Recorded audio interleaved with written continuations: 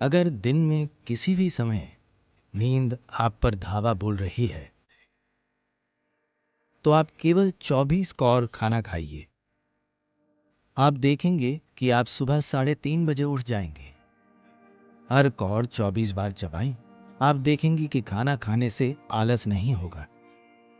इस तरह खाकर आप शायद कभी बीमार नहीं पड़ेंगे।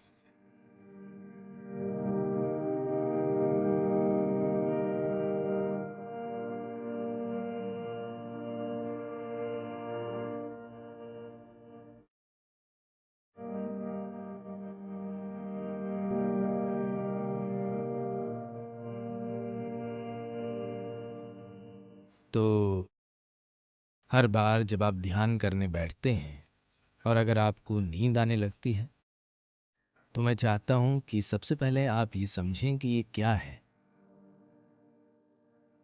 ज़्यादातर लोग नहीं, दुनिया में बहुत से लोग अगर वे सोना चाहें तब भी वो सो नहीं सकते। हाँ,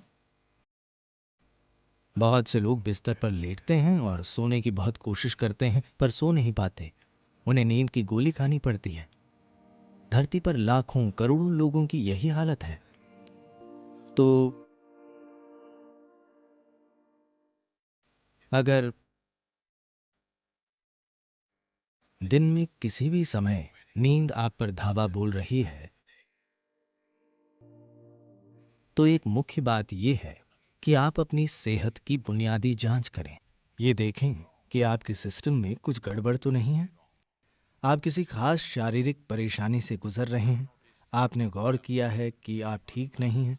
जब आप ठीक नहीं होते आप सामान्य से बहुत ज़्यादा सोते हैं, है ना? क्योंकि शरीर में कुछ ऐसा हो रहा है जिससे दूसरे कामों के लिए पर्याप्त ऊर्जा नहीं बचती है। शरीर आराम चाहता है, ये पहली चीज़ है। दूसरी चीज़ है वो खाना जो आप खाते हैं।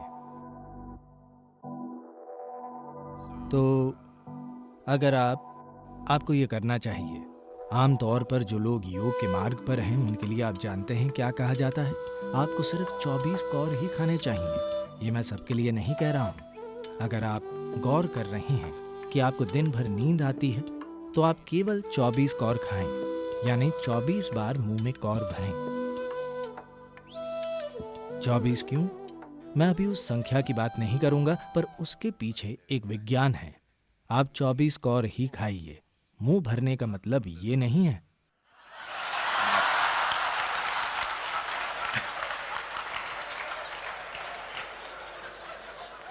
So essentially, your alertness depends on how keenly you manage your energies. तो असल में आपकी सतर्कता इससे तय होती है कि आप अपनी ऊर्जा को कितने अच्छे से संभालते हैं। और अगर आप ध्यान करना चाहते हैं तो ये महत्वपूर्ण है। 15 मिनट शून्य ध्यान नहीं। अगर आप अपनी जीवन प्रक्रिया में ध्यानमय होना चाहते हैं तो ये सतर्कता केवल मन की सतर्कता नहीं, आपकी ऊर्जा की सतर्कता। आपकी ऊर्जा भी सतर्क हो। इसे सतर्क रखने के लिए ही आप साधना कर रहे हैं। तो इसकी मदद के लिए आप 24 कौर ही खाते हैं। रात के खाने से कोशिश करें, या आप इसे कल से करना चाहते हैं? क्या हम इसी डिनर में कोशिश करें या फिर कल? अब अगर आप 24 कौर खाएं, सामान्य साइज की कौर, तो आप देखेंगे कि आप सुबह 3:30 पर उठ जाएंगे।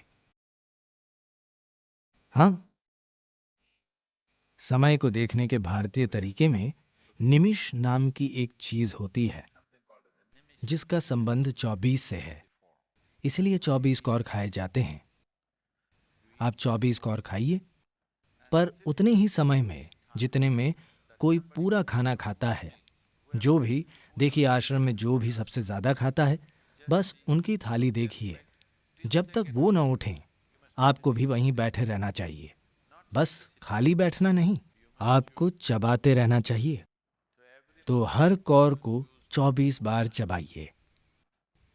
1, 2, 3, 4, 24 बार चबाइए। अब आप देखेंगे कि आप किसी दूसरे से ज्यादा समय लेंगे, पर आपका खाना पेट में जाने से पहले मुंह में ही पच जाएगा। इससे सुस्ती नहीं आएगी। अगर आप अपना भोजन पर्याप्त चबाते हैं तो आप देखेंगे कि ये खाने से आलस नहीं पैदा होगा। अगर इसे मुंह में चबाया जाए तो आप सुबह 3:30 पर उठ जाएंगे। मैं क्या करूंगा सदगुरु? वही जो आपने पूछा, ध्यान कीजिए।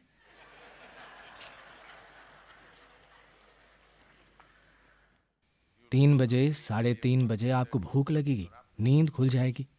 एक गिलास पानी पीकर बैठ जाइए।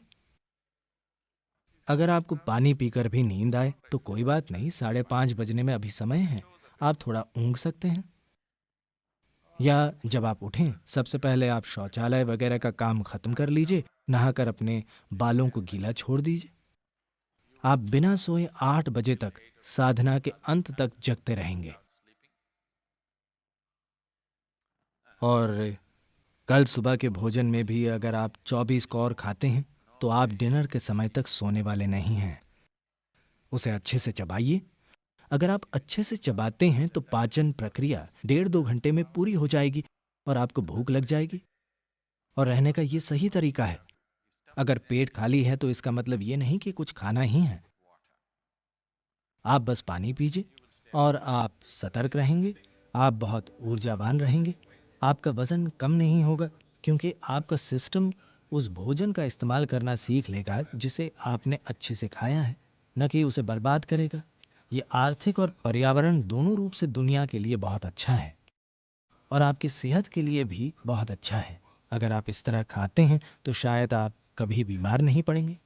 तो 24 कौर भोजन को आपको 24 बार चबाना चाहिए, हर कौर को पूरी तरह। इससे पहले कि आप इसे निगलें, इसे पेस्ट जैसा हो जाना चाहिए। आप देखेंगे कि आपको इसका बहुत फायदा होगा, आप ध्यान कर पाएंगे।